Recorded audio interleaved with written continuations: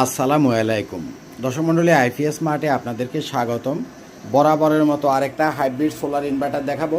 এই হাইব্রিড ইনভার্টারটার ব্র্যান্ডটা হচ্ছে সাকো ব্র্যান্ড। হ্যাঁ, এটার মডেল হচ্ছে 2 KVA, আর এটাতে অ্যাট এ টাইম আপনি আউটপুট দিতে পারবেন 1600 ওয়াট।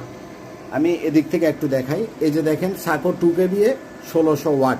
এটা এক ব্যাটারি সিস্টেম, একটা হাইব্রিডের সোলার ইনভার্টার, এবং এটাতে সর্বনিম্ন সোলার প্যানেল লাগবে 550 ওয়াটের 3টা, কারণ এখানে বিওসি 120 থেকে 400 ভোল্ট পর্যন্ত সাপোর্ট করবে।